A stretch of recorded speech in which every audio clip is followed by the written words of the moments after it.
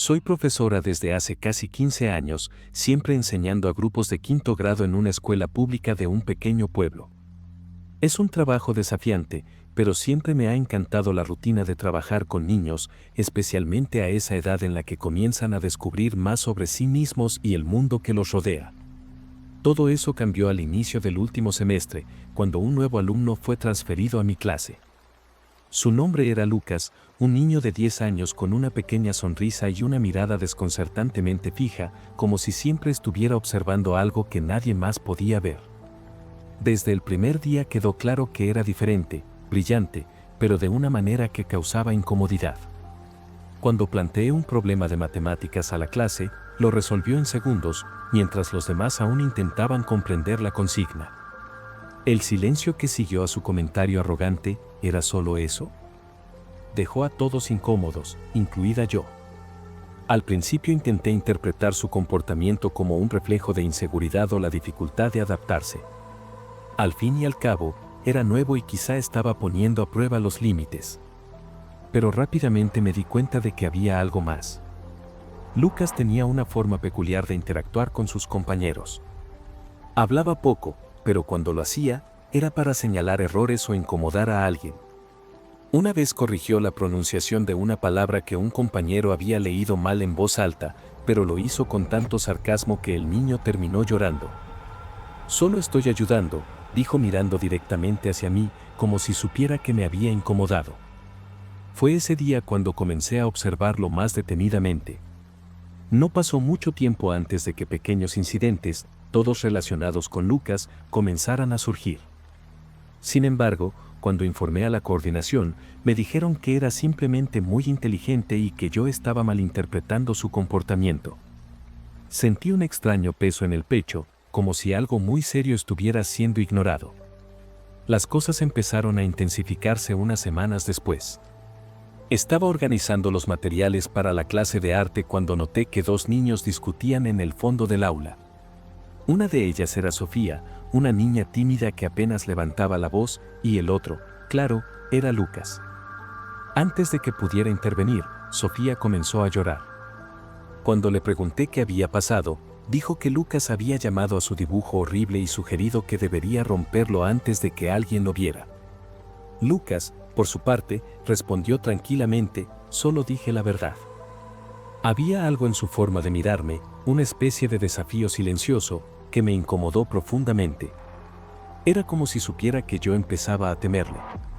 Al día siguiente, encontré una nota en mi cuaderno de planificación. Estaba cuidadosamente doblada y solo tenía una frase escrita: «Sé lo que hiciste en 2018». Era imposible que supiera lo que ocurrió ese año. Nadie en la escuela sabía sobre mi separación ni las razones detrás de ella. Pensé que podría ser algún tipo de broma, tal vez de otro estudiante, pero el papel tenía la caligrafía peculiar de Lucas que ya había notado en sus tareas escolares. Respiré hondo y decidí ignorarlo. Pero mientras lo observaba durante la clase, sentía esa misma mirada fija e intensa. No parpadeaba ni desviaba la vista, solo me miraba como si supiera exactamente lo que estaba pasando por mi mente. Esa noche no pude dormir bien. La nota rondaba mi mente. Intenté convencerme de que era solo una coincidencia, que Lucas no podía realmente saber nada sobre mí. Pero a la mañana siguiente apareció otra nota. Esta vez estaba en mi armario de materiales y el contenido era aún más perturbador: «No deberías haberle mentido a él». Era una referencia clara a mi exmarido. No podía entender cómo sabía eso. Nunca había comentado nada con nadie en la escuela y el divorcio había sido un asunto privado. Comencé a sentir un escalofrío constante cada vez que me cruzaba con Lucas en los pasillos o veía su nombre en los trabajos. Las notas comenzaron a aparecer con más frecuencia, siempre en lugares donde solo yo podría encontrarlas. Un día, dentro de mi cajón, otro, en mi coche, e incluso en el bolsillo de mi abrigo. Cada una revelaba un detalle personal que jamás había compartido con nadie allí. Mi ansiedad estaba al límite y empecé a observar a Lucas con más atención. Noté cómo siempre parecía estar en el lugar correcto en el momento justo. Nunca era descubierto, nunca dejaba pistas de cómo hacía aquello. Poco a poco, comencé a perder la confianza incluso en mis compañeros de trabajo, cuestionándome si alguien podría estar pasando información. Pero ¿quién haría algo así? Apenas hablaba sobre mi vida personal. Ese día, después de encontrar otra nota que decía simplemente, nunca te creerán, decidí confrontarlo. Esperé hasta el final de la clase, cuando todos los alumnos se habían ido, excepto él.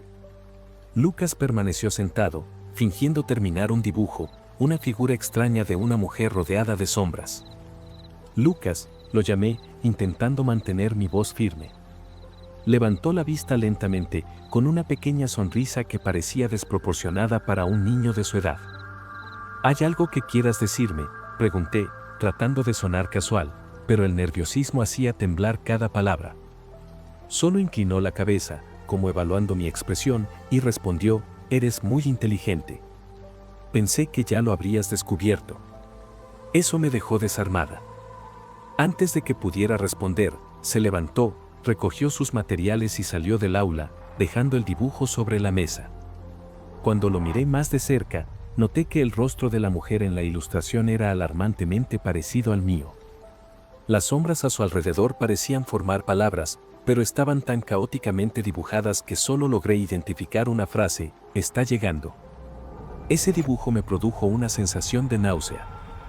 Tomé el papel y lo guardé en el fondo de un cajón, sin saber qué hacer con él. Cuando fui nuevamente a la coordinación, su respuesta fue aún más frustrante, es solo un niño. Tal vez estás proyectando algo que no existe. Decidí llevar el dibujo a casa esa noche. Pasé horas mirándolo, tratando de entender si aquello era una amenaza o simplemente otra provocación. Cuanto más lo observaba, más incrédula me sentía.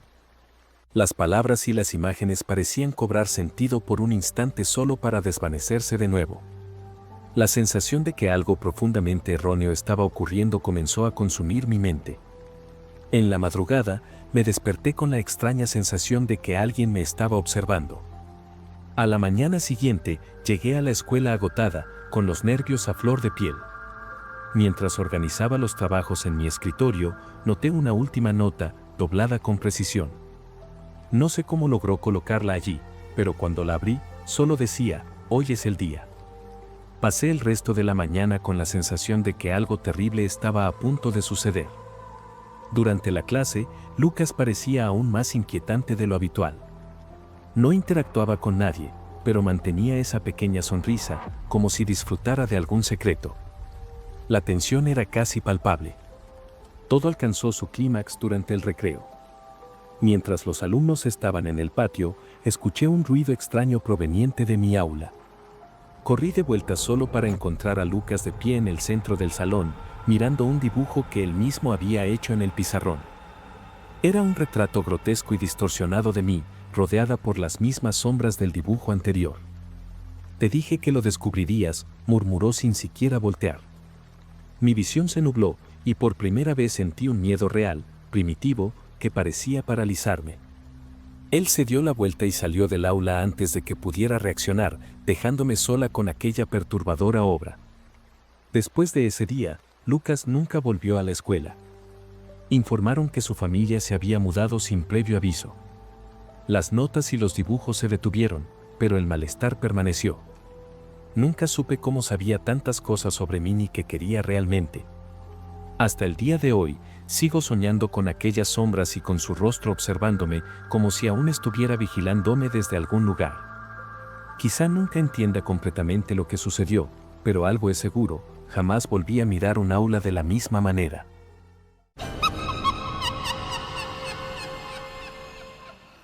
En aquella época, mi vida giraba en torno a encontrar un equilibrio entre el trabajo y un poco de paz. Tenía 27 años, vivía sola en un apartamento sencillo en el centro de la ciudad, y mi rutina nocturna era el momento que más disfrutaba del día. Siempre daba una caminata rápida después del trabajo para despejarme, escuchar música y observar las pequeñas peculiaridades del vecindario. No era un barrio particularmente animado, pero tenía su cuota de personajes curiosos. Uno de ellos era el tipo que paseaba a un Golden Retriever. Siempre me saludaba con una amplia sonrisa y un buenas noches que parecía salido directamente de un comercial de margarina. No sé exactamente por qué me llamaba la atención. Quizás era su postura relajada o el entusiasmo casi obsesivo de su perro con cada poste de la cuadra. Había algo en el que lo hacía memorable. Siempre llevaba el mismo abrigo verde, ya bastante desgastado, y una gorra azul desteñida que parecía ser su sello personal.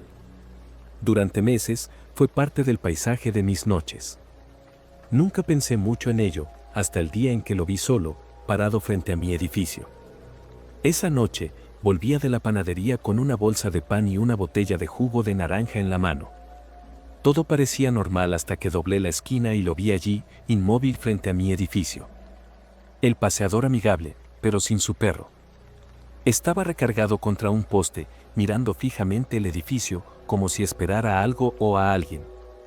Por un momento, consideré saludarlo, pero algo en su postura me hizo dudar.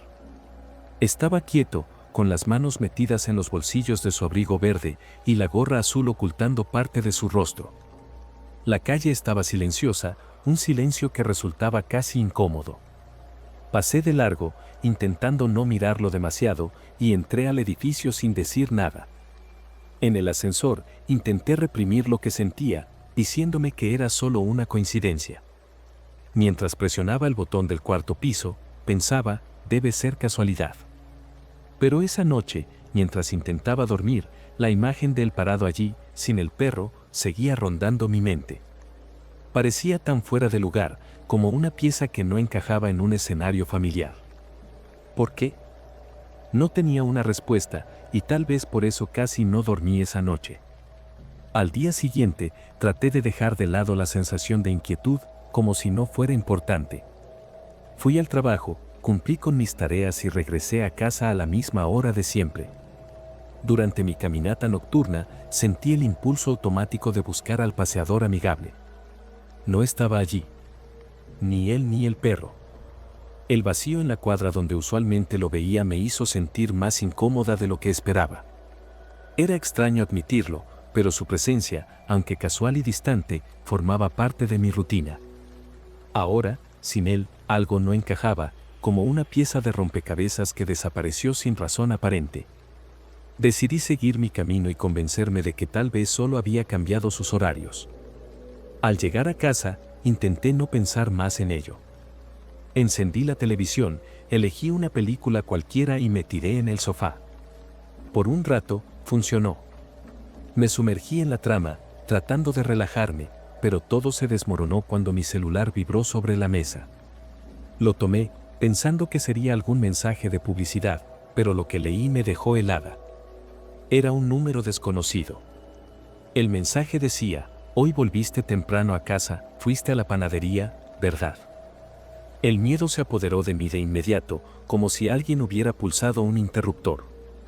Un escalofrío recorrió mi espalda y mi corazón comenzó a latir descontroladamente. Quienquiera que fuera, sabía exactamente dónde había estado y qué había hecho. Respiré hondo e intenté mantener la calma, aunque mi mente iba a 1000 por hora. Pensé que tal vez era una broma de mal gusto de algún amigo que me vio en la calle y quiso jugarme una mala pasada. Respondí con un simple ¿quién eres?, pero no hubo respuesta. El silencio del otro lado fue aún más inquietante que el mensaje en sí. Bloqueé el número, pensando que eso resolvería el problema, pero la ansiedad no me dejó tranquila. Pasé el resto de la noche intentando ignorar el miedo, pero cada ruido afuera parecía más fuerte y cada sombra en la ventana más cercana. Cuando finalmente me metí a la cama, dormir fue imposible. Me revolqué toda la noche, escuchando el silencio de mi apartamento con esa incómoda sensación de estar siendo observada. Los días siguientes fueron extraños. El paseador amigable seguía ausente y cada vez que salía a caminar tenía la sensación de que alguien me seguía. No veía a nadie, pero la sensación era tan intensa que mi cuerpo reaccionaba solo, manos sudorosas, piernas temblorosas y un corazón que latía como loco. El viernes, la situación empeoró. Llegué a casa y encontré otro mensaje, esta vez de un número diferente: hoy parecías nerviosa, ¿todo bien? Esta vez, el pánico me invadió por completo. Ya no era una coincidencia ni una broma. Quien fuera, sabía suficiente sobre mí como para notar cómo me sentía. El desespero me consumió, y decidí que no podía ignorarlo más. Mis manos temblaban mientras leía y releía el mensaje, intentando darle sentido. Era imposible. Corrí hacia la ventana y descorrí las cortinas con cuidado. Afuera, la calle parecía normal. Algunas luces de los postes parpadeaban, como siempre, y los pocos autos estacionados estaban en su lugar de costumbre. Aún así, esa sensación de estar siendo observada no desaparecía. Fue entonces cuando se me ocurrió, ¿y si era el paseador amigable? Por más absurdo que sonara, él era la única persona que veía con frecuencia, aunque yo no sabía nada de él. Tal vez sabía más de mí de lo que debería. Decidí que tenía que hacer algo. Al día siguiente, hablé con Eduardo, el portero del edificio, un hombre mayor y simpático que llevaba años trabajando allí. Le conté sobre los mensajes y le pregunté si recordaba al hombre con el perro. Eduardo asintió de inmediato. Claro, siempre pasaba por aquí. Con ese perro grandote, ¿verdad? Pero hace días que no lo veo. Qué raro. Le pregunté si sabía dónde vivía, pero se encogió de hombros. Nunca le pregunté. Parecía solo de paso. Su respuesta no hizo más que aumentar mi ansiedad. El tipo era tan habitual en el barrio, pero nadie parecía saber quién era. Esa noche, me encerré en casa más temprano de lo habitual. La idea de salir a caminar ya no pasaba por mi cabeza. Los mensajes seguían resonando en mi mente y, aunque todas las luces del apartamento estaban encendidas, el lugar se sentía más oscuro que nunca. Cerca de las 9 de la noche, mientras intentaba fingir que veía televisión, mi celular vibró de nuevo. Otro número desconocido. Me gustó la blusa roja de hoy. Deberías usar más colores. Mi corazón casi se detuvo. No había salido de casa en todo el día, entonces ¿cómo sabía lo que llevaba puesto? Miré hacia el espejo en la sala y me vi con esa misma blusa. El pánico se convirtió en desesperación. Corrí hacia la ventana, abrí la cortina y examiné la calle. Nada. Ni un alma. Mi mente entró en un estado de alerta total. Tomé mi celular y llamé a mi amiga Carol, contándole todo de forma atropellada. Me dijo que llamara a la policía, pero dudé. ¿Cómo explicarlo? Solo eran mensajes de texto, ninguna amenaza directa. Sin embargo, la idea de estar siendo vigilada, de que alguien supiera tanto sobre mí, era asfixiante. Carol insistió y dijo que vendría a mi casa para ayudarme. Eso me dio un poco de alivio, pero la sensación de vulnerabilidad era abrumadora. Decidí que, mientras ella llegaba, intentaría mantener la calma y buscar algo extraño dentro del apartamento. No sabía exactamente qué buscaba, pero necesitaba hacer algo. Mientras esperaba a Carol, revisé todo el apartamento. Abrí armarios, miré debajo de los muebles e incluso revisé las ventanas una vez más. Nada parecía fuera de lugar. Aún así, la sensación de estar siendo observada no desaparecía. Finalmente, escuché el intercomunicador sonar y corrí a contestar. Era Carol. Abrí la puerta y, al verla, me derrumbé. Le conté todo con más detalle, mientras ella, visiblemente preocupada, sugirió que pasáramos la noche juntas allí. Poco después, sonó el timbre. Me quedé helada. No era normal que alguien llegara a esa hora. Carol fue a mirar por la mirilla y dijo, «Es un repartidor», algo confundida. Yo no había pedido nada. Dudé antes de abrir la puerta, pero ella insistió. Cuando abrí, era un joven con una pequeña caja de cartón. Solo dijo, «Esto es para usted». Fue entregado en la dirección equivocada antes. Antes de que pudiera preguntarle algo, se fue apresurado. Con las manos temblorosas, abrí la caja. Dentro había un collar de perro con un nombre grabado, Buddy. Era el nombre del perro del paseador de perros amigable. El collar estaba limpio, pero había algo inquietante en su presencia allí, como si fuera una pieza de un macabro rompecabezas que aún no entendía. En ese momento, Carol también se asustó y me insistió en que llamáramos a la policía. Cuando llegaron los oficiales, les conté todo, mostré los mensajes y les entregué la caja con el collar. Se lo tomaron en serio y dijeron que investigarían. En los días siguientes, nunca volví a recibir mensajes y el paseador de perros amigable siguió desaparecido. Nunca supe qué le ocurrió ni por qué alguien sabía tanto sobre mí. Hasta el día de hoy, evito salir por la noche y el collar de Buddy es un recordatorio de que, a veces, el miedo es una reacción legítima ante lo inexplicable.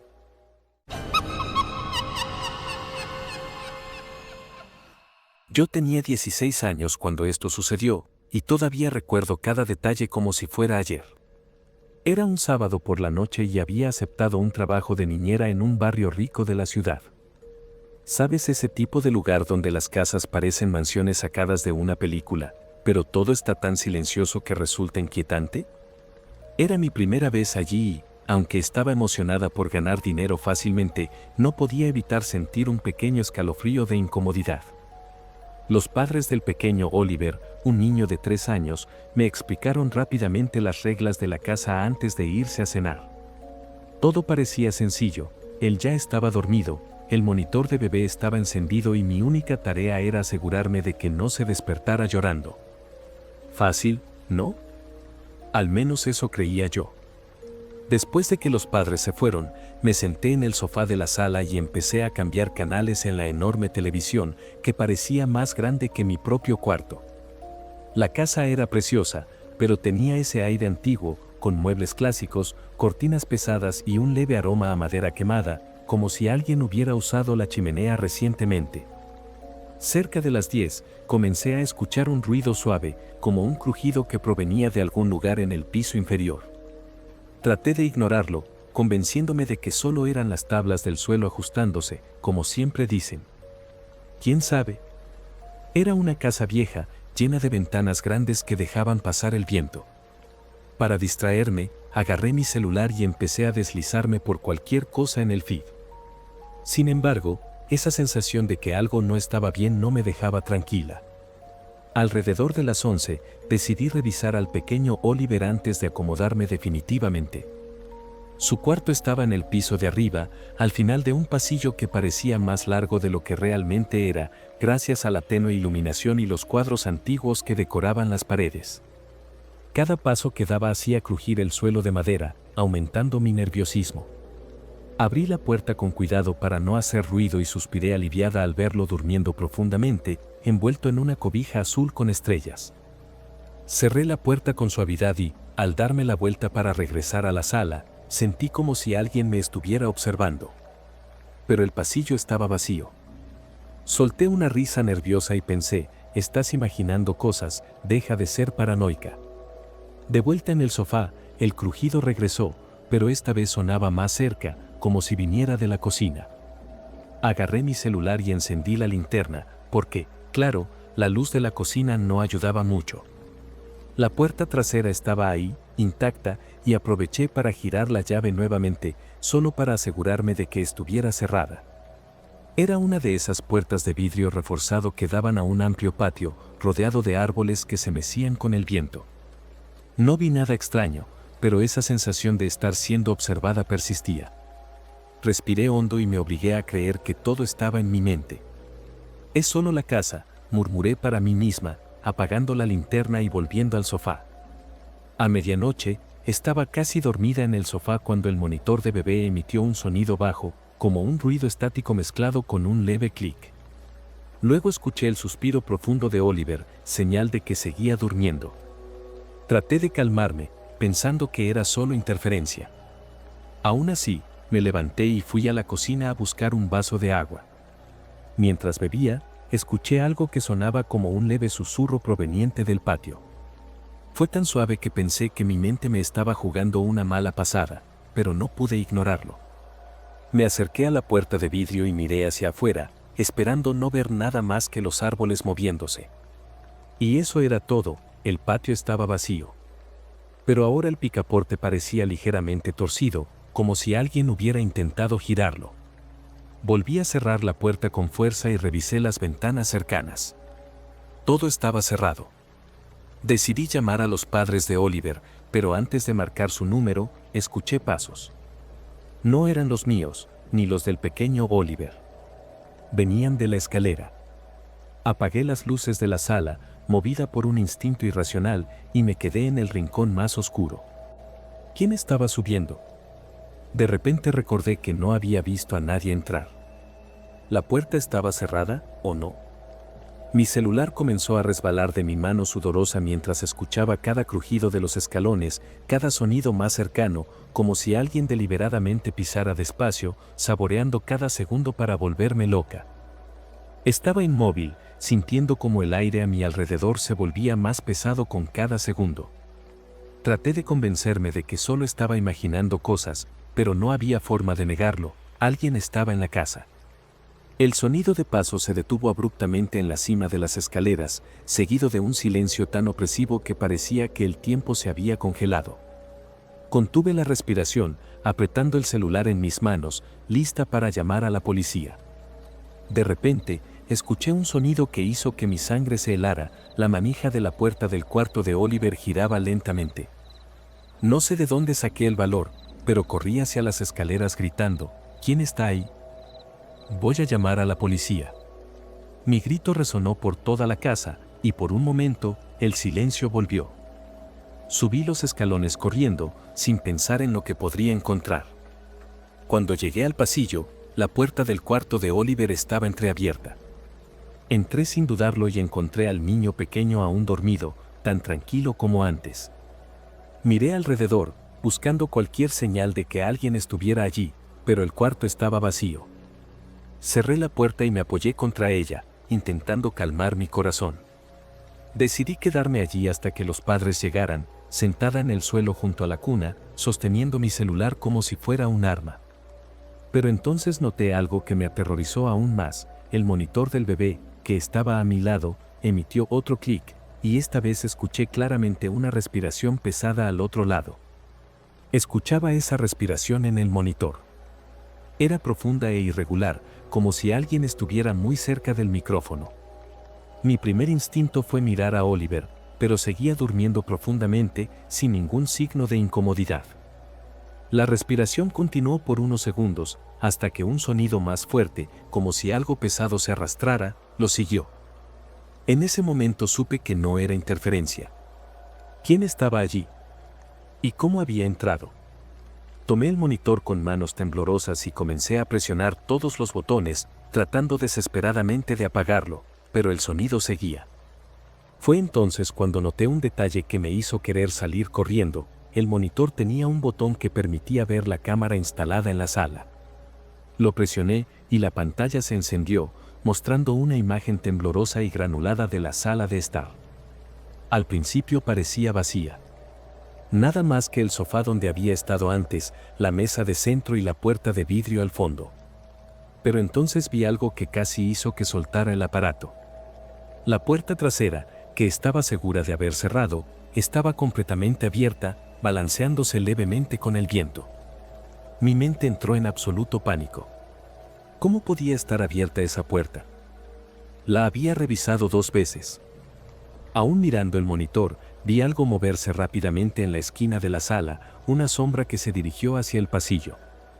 Cerré la puerta del cuarto de Oliver y aseguré la cerradura, mis manos temblando tanto que apenas podía girar la llave.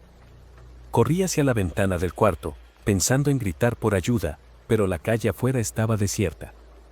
El vecindario era tan silencioso que incluso mis propios pensamientos parecían demasiado ruidosos. Tomé el celular y finalmente marqué el número de los padres de Oliver. Respondieron al tercer tono y apenas podía hablar, tartamudeando mientras explicaba lo que estaba pasando. «Tranquila, estamos volviendo ahora», dijeron, tratando de calmarme. Mientras tanto, me quedé sentada en el suelo, abrazando mis rodillas, con los ojos fijos en la puerta del cuarto.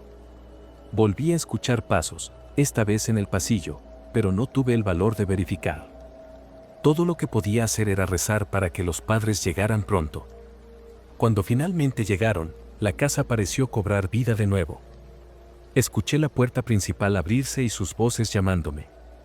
Destrancé la puerta del cuarto y corrí a los brazos de la madre de Oliver, con lágrimas corriendo por mi rostro. El padre fue directamente hacia la puerta trasera, y lo que dijo me dejó aún más confundida: «Está abierta». «¿No la cerraste?». Traté de explicar que sí, que estaba segura de haberla cerrado, pero mi protesta parecía vacía frente a lo que estaban viendo. La única evidencia de que algo estaba mal era una marca fina en la madera cerca de la cerradura, como si alguien hubiera forzado la entrada. Me quedé unos minutos más allí, tratando de explicar todo, pero en el fondo sabía que ni siquiera ellos me creían del todo. Antes de que me fuera, la madre me acompañó hasta la puerta y me dijo con una sonrisa tensa, fue solo un susto. Estas cosas pasan. Pero yo sabía que no había sido solo un susto. Algo, o alguien, estuvo en esa casa esa noche.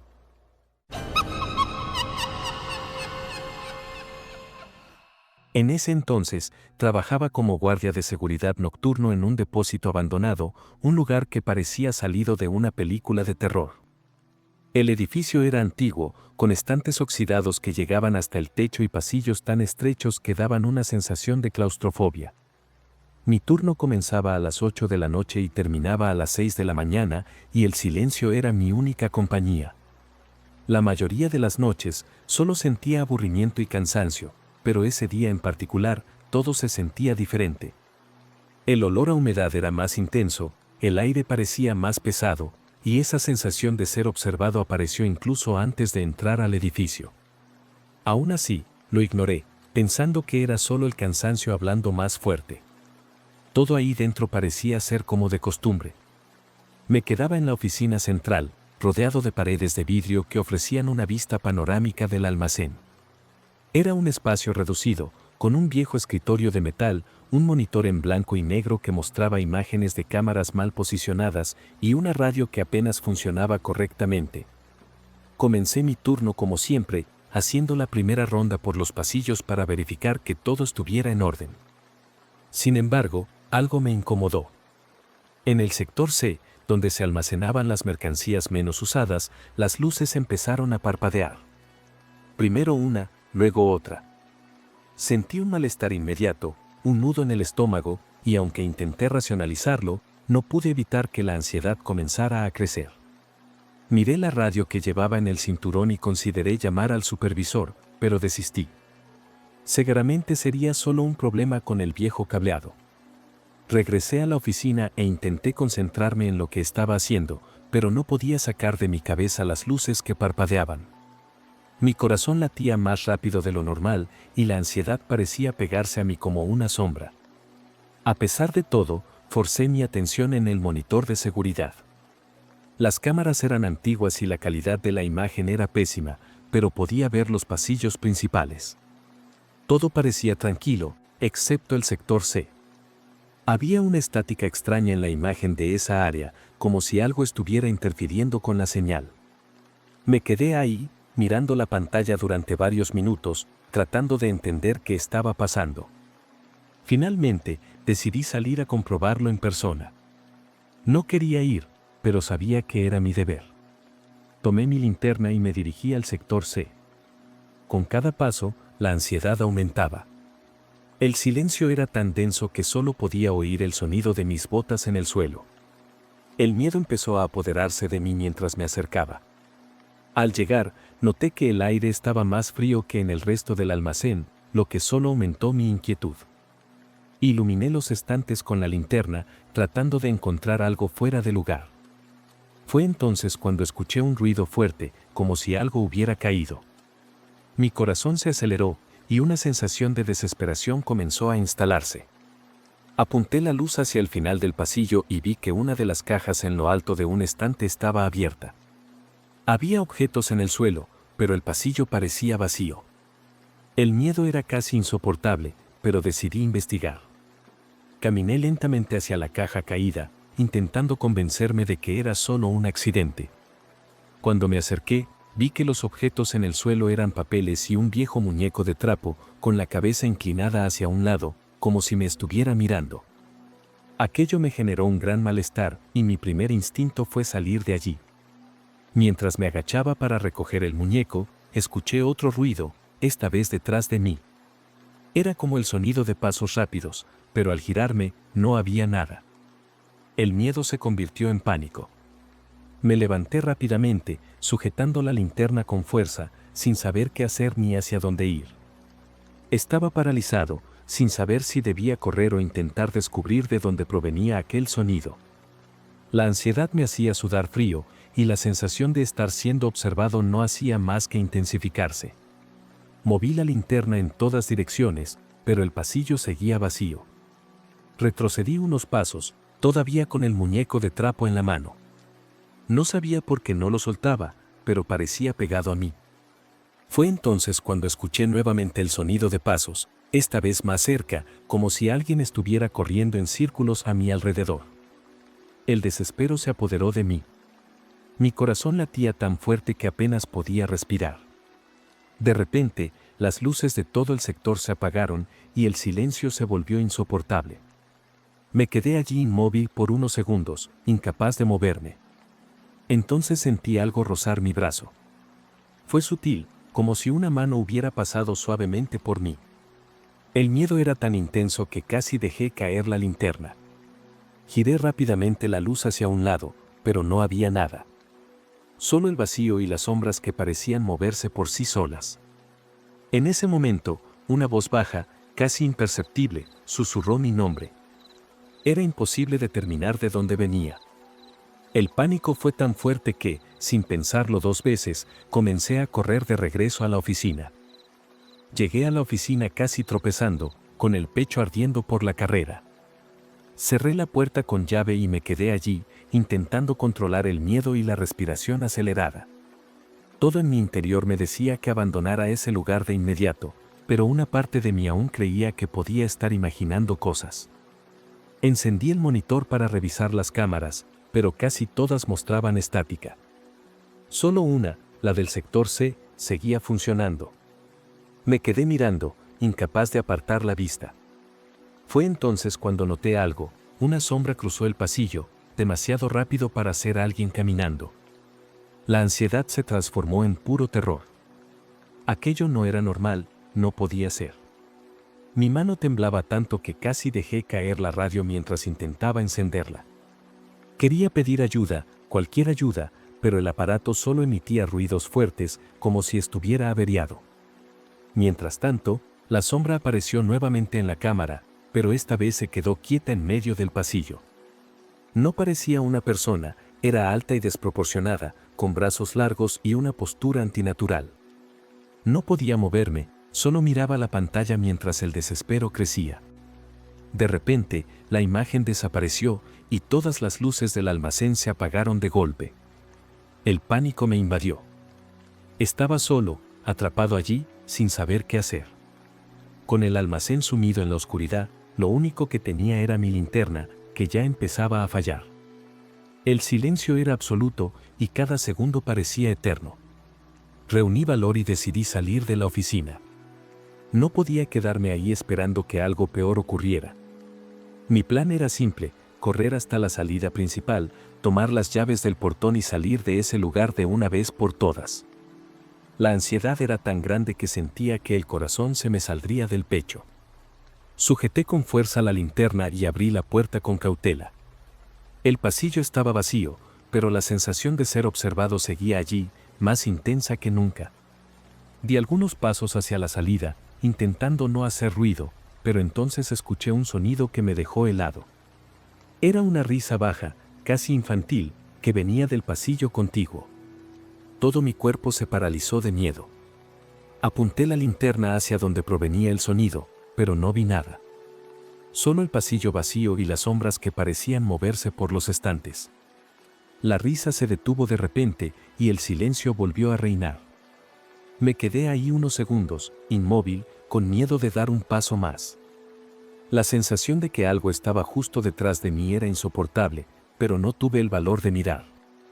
Respiré hondo y corrí. Ya no me importaba el ruido ni lo que pudiera haber ahí. Solo quería salir. Cuando llegué a la puerta de salida, mis manos temblaban tanto que me tomó un rato poder destrabarla. El pánico era tan grande que sentía que el aire me faltaba. Finalmente, logré abrirla y corrí hacia mi auto sin mirar atrás. No me detuve hasta estar dentro del vehículo. Cerré las puertas, encendí el motor y me alejé de ahí lo más rápido que pude. Hasta el día de hoy, no sé qué pasó esa noche. Nunca vi nada, pero el miedo que sentí fue real. Al día siguiente, renuncié y me prometí a mí mismo que nunca volvería a trabajar en un lugar así.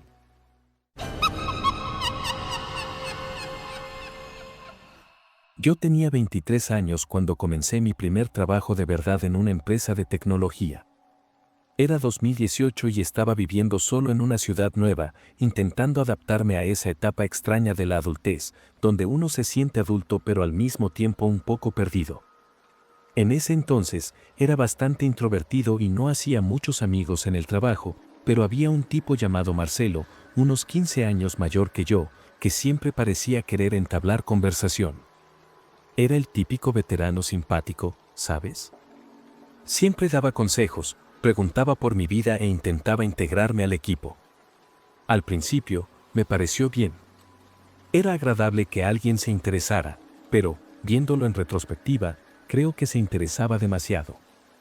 Marcelo empezó a acercarse más cuando nos convocaron a un retiro de la empresa, uno de esos eventos para fortalecer al equipo, llenos de dinámicas y charlas motivacionales. El retiro era en una hacienda a unas 2 horas de la ciudad y al final del evento se me acercó con una propuesta: ¿por qué no te vienes conmigo? No tiene sentido que gastes en transporte. Dudé.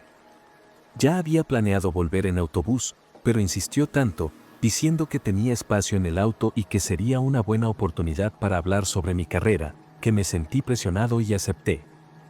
El viaje comenzó tranquilo. Marcelo era muy conversador, y yo me limitaba a escucharlo mientras contaba historias de sus años en la empresa. Algunas eran divertidas, otras un poco raras, como cuando mencionó que había ayudado a otros novatos a tomar las decisiones correctas en la vida. Me pareció algo exagerado, pero no le di importancia. Solo parecía un tipo al que le gustaba sentirse importante.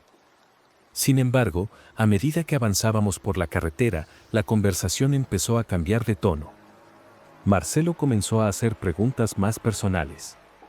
Primero sobre mis pasatiempos y mi familia, cosas normales, pero pronto empezó a preguntar si había tenido problemas económicos, si tenía novia, e incluso si alguien sabía dónde estaba en ese momento. Me pareció extraño, pero respondí de forma vaga, intentando desviar el tema. La incomodidad aumentó cuando mencionó, de forma casual, que había elegido esa ruta porque era más tranquila y casi no tenía tráfico. Miré por la ventana y, en efecto, no había ningún otro auto. Solo árboles a ambos lados de la carretera y la luz del sol comenzando a desvanecerse en el horizonte. Mi corazón empezó a latir más rápido, pero intenté calmarme. Quizás estaba exagerando, dejando que mi imaginación volara. Entonces preguntó, con un tono más serio: ¿confías en las personas, Gabriel? Me refiero, de verdad. Me miró de reojo mientras conducía, y algo en su manera de decirlo me puso los pelos de punta. Esa pregunta resonaba en mi cabeza, y el malestar crecía con cada kilómetro. Respondí con un vago creo que sí, intentando parecer despreocupado, pero la tensión en el auto era casi palpable. Marcelo no dijo nada más por varios minutos. Solo seguía manejando con los ojos fijos en la carretera, su rostro iluminado por las luces anaranjadas del atardecer. Sentía un nudo en el estómago, pero seguí mirando por la ventana, intentando convencerme de que todo estaba bien. Cuando rompió el silencio, lo hizo con algo aún más extraño. ¿Alguna vez has sentido que alguien te observa, incluso cuando estás solo? Rió después, pero su risa sonó forzada, casi mecánica. Me quedé sin palabras por un momento y apenas murmuré: creo que no. Pocos minutos después, dijo que necesitaba detenerse a cargar gasolina. Estábamos en medio de la nada, pero como por arte de magia apareció una gasolinera aislada al borde de la carretera. Cuando estacionó, sentí un alivio momentáneo, como si pudiera respirar fuera de esa atmósfera opresiva. Marcelo salió del auto y se dirigió al empleado de la gasolinera, dejando la puerta del conductor abierta. Fue entonces cuando mis ojos se posaron en el asiento trasero. Había una mochila grande y, asomando de ella, vi lo que parecían una cuerda y algo que se parecía a un cuchillo de caza. Mi corazón se aceleró. Intenté no entrar en pánico, pero mi mente ya estaba a 1000. ¿Por qué tenía eso? ¿Por qué estaba tan interesado en mí? Y, lo más importante, ¿Qué debía hacer ahora? Intenté mantener la calma mientras observaba a Marcelo afuera, gesticulando algo al empleado, que parecía tan fuera de lugar como la propia gasolinera. Mis pensamientos eran un torbellino, pero disimulé inclinándome para usar el celular. Solo entonces me di cuenta de que no tenía señal. Mi garganta se secó y un pánico real comenzó a instalarse. Si algo sucedía, nadie sabría dónde estaba. Miré a mi alrededor, intentando pensar rápido. La gasolinera parecía abandonada, excepto por el empleado y un perro flaco que dormía cerca de las bombas. Agarré mi mochila del suelo, más por reflejo que por un plan concreto, y empecé a idear una excusa para salir del auto y ganar tiempo. Cuando Marcelo regresó, noté que parecía más relajado, demasiado relajado. Abrió la puerta con una sonrisa que, en ese punto, solo me parecía siniestra. Listo, tanque lleno. ¿Nos vamos? Antes de que subiera, solté rápidamente, necesito ir al baño, ya vuelvo. Vaciló por un segundo, mirándome como si intentara adivinar mis intenciones, pero luego señaló hacia un costado del edificio. Está por ahí. No tardes, ok. Salí del auto intentando parecer tranquilo, pero mis piernas estaban temblando. Al alejarme, vi por el reflejo de la ventana que seguía mis movimientos con la mirada. Fue entonces cuando entendí que necesitaba salir de esa situación, y rápido. Entré al baño y cerré la puerta con llave. El lugar era tan malo como el resto de la gasolinera, paredes descascaradas, una luz parpadeante en el techo y un olor a moho que hacía que el aire fuera pesado. Apoyé las manos en el lavabo roto, intentando pensar. No tenía a dónde correr y mi celular seguía sin señal. Miré por una ventana pequeña sobre el lavabo. Era estrecha, pero quizás lo suficientemente grande para pasar si lo intentaba rápido. Agarré mi mochila y empecé a intentar abrir la ventana con cuidado, rezando para que Marcelo no viniera a buscarme. Pero antes de que pudiera hacer algo, escuché un golpe seco en la puerta. ¿Todo bien ahí, Gabriel? Estás tardando. Su voz era controlada, pero había una tensión evidente. Ya salgo, grité, intentando sonar casual. Mi cerebro estaba en modo supervivencia, evaluando cada segundo. Al final, desistí de la ventana, haría demasiado ruido. Decidí salir, pero con un plan. Había visto un teléfono público cerca de la entrada de la gasolinera. Si lograba distraerlo y llegar ahí, tal vez podría pedir ayuda. Salí del baño con una sonrisa forzada. Marcelo estaba apoyado en el auto, con los brazos cruzados, observándome como si intentara leer mis pensamientos. ¿Todo bien?, preguntó. Sí, solo un poco de malestar estomacal, mentí mientras me acercaba lentamente. Fue entonces cuando noté algo en el suelo, cerca del maletero del auto, un par de guantes de goma y un pequeño frasco de lo que parecía ser cloroformo. Mi cuerpo entró en alerta máxima, pero forcé una sonrisa mientras señalaba hacia la tienda de conveniencia en la estación de servicio. Voy a comprar un agua antes de irnos, ¿vale? Marcelo pareció dudar, sus ojos pasando de mí al maletero por un instante. ¿Quieres que vaya contigo?, preguntó, casual, pero algo en su tono hizo que un escalofrío recorriera mi espalda. No, tranquilo, es rapidito, respondí, alejándome rápidamente. Cada paso era un desafío, con la constante sensación de que podía detenerme en cualquier momento. Llegué a la tienda y busqué desesperadamente el teléfono público. Estaba allí, pero, por supuesto, parecía estar roto. Intenté fingir que miraba las estanterías, pero mis ojos estaban fijos en la puerta, esperando que él apareciera. Fue entonces cuando escuché el ruido del motor arrancando. Mi corazón casi se salió del pecho. Miré afuera y vi que Marcelo estaba sentado en el asiento del conductor, pero el coche no se movía. Simplemente estaba allí, mirándome a través del parabrisas. Aquella imagen me dejó congelado. ¿Qué estaba esperando? Tomé una botella de agua solo para mantener la apariencia, pero mis manos temblaban tanto que casi la dejó caer al suelo. Cuando regresé al coche, tenía una sonrisa en el rostro, como si nada hubiera pasado. ¿Listo para irnos?, preguntó. Asentí, sintiendo el sudor correr por mi espalda, y subí al coche.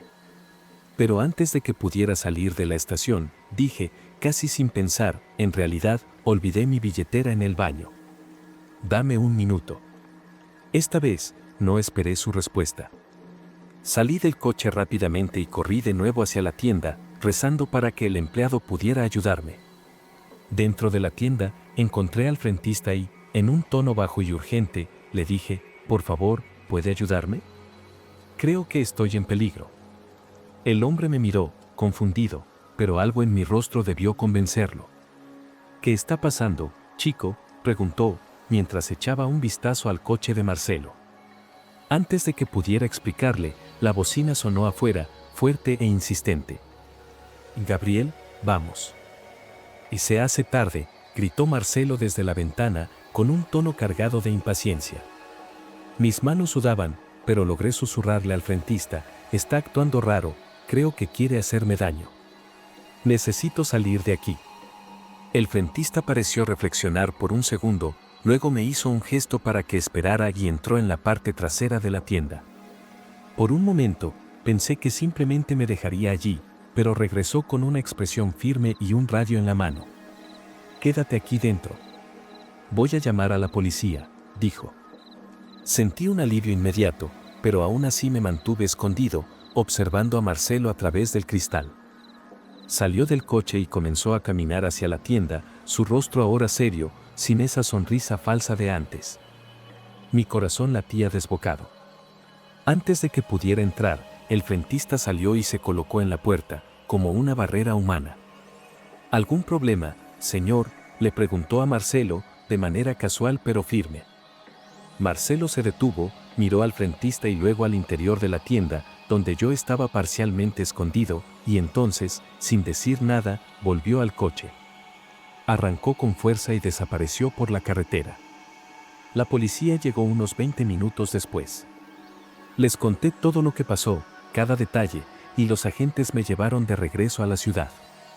Más tarde supe que Marcelo nunca volvió al trabajo.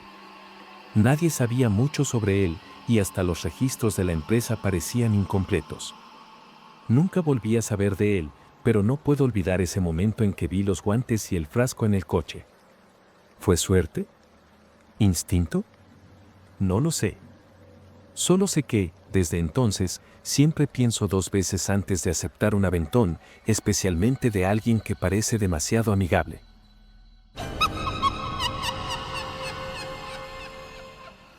Yo soy Julia, tengo 29 años, y hasta ese día pensaba que ya había vivido todo lo que podría asustarme. Era 2019, una tarde de julio, y estaba regresando de un viaje al interior de Paraná. Mi idea era aprovechar el fin de semana largo para visitar unas cascadas y volver a casa con la mente renovada. Como suelo viajar sola, estoy acostumbrada a depender de mí misma para resolver los imprevistos del camino. En ese entonces, conducía un hatchback plateado, un coche sencillo, pero que nunca me había fallado. Sin embargo, ese día parecía que toda la suerte del mundo había decidido tomarse un descanso. Conducía por una carretera desierta, el tipo que apenas aparece en Google Maps, cuando el auto comenzó a dar señales de que algo andaba mal. Primero fue el sonido del motor, un ronquido extraño, casi como si se ahogara. Luego, el volante empezó a ponerse más rígido y, finalmente, el coche se detuvo por completo. Intenté encenderlo de nuevo, pero nada. Por supuesto, mi celular no tenía señal. A mi alrededor solo había vegetación, con el viento moviendo los árboles de una forma que parecía burlarse de mi situación. El calor de la tarde era insoportable, y ya podía sentir el sudor bajando por mi espalda. Bajé del coche y me quedé allí, sola, tratando de no entrar en pánico mientras buscaba alguna solución. Fue entonces cuando escuché el sonido de una camioneta acercándose. El ruido del motor de la camioneta fue a la vez un alivio y una alerta. En medio de aquella soledad, cualquier presencia humana era mejor que el vacío, pero al mismo tiempo, mi mente empezó a crear 1000 escenarios posibles, la mayoría nada alentadores. Cuando se detuvo a mi lado, bajé la ventanilla con cierta vacilación. Era un hombre de unos 40 años, con el cabello rubio desordenado y un bigote descuidado. Llevaba una camisa de cuadros descolorida y tenía las manos manchadas de grasa, como si hubiera estado trabajando en algo antes de encontrarme. ¿El coche tiene algún problema?, preguntó con una sonrisa que me hizo sentir más incómoda que tranquila. Le expliqué rápidamente lo que había pasado, intentando sonar casual, pero manteniéndome alerta. Se presentó como Mauro y dijo que era mecánico. Se ofreció a remolcar mi coche hasta su taller, que, según él, estaba a solo unos kilómetros de distancia. Dudé. Mi instinto me decía que rechazara la oferta, pero la realidad era que no tenía muchas opciones. No te preocupes, no voy a dejarte aquí en medio de la nada, insistió, como si pudiera leer mi indecisión. Miré el horizonte vacío y acepté. Él bajó de la camioneta y empezó a preparar el cable de remolque mientras yo me preguntaba si estaba tomando la peor decisión de mi vida. Cuando enganchó el cable a mi coche, dio unas palmadas en el lateral de la camioneta y dijo, «Listo, ahora solo sigue mi ritmo». Me subí al coche intentando calmarme, pero había algo en su actitud que no me daba tranquilidad. Parecía demasiado cómodo, como si hubiera pasado por esa situación muchas veces, pero no en el buen sentido. La camioneta comenzó a tirar de mi coche, y yo la seguí, intentando no pensar en el hecho de que no tenía idea de hacia dónde íbamos. La carretera parecía extenderse infinitamente, y el paisaje a mi alrededor no cambiaba, solo árboles y cielo. Miré por el retrovisor varias veces, como si esperara ver otro coche, una oportunidad para salir de allí, pero nada. Mientras conducíamos, empezó a hacer preguntas. Al principio todo parecía normal. Me preguntó de dónde era, hacia dónde iba, cosas genéricas. Pero, poco a poco, sus preguntas se volvieron extrañas. ¿Viajas sola siempre, no? Valiente. No todos tendrían ese coraje. Había algo en su tono que me puso nerviosa. Intenté desviar la conversación, riendo con nerviosismo, pero él continuó, está bien ser independiente. Pero a veces eso atrae a las personas equivocadas, ¿sabes?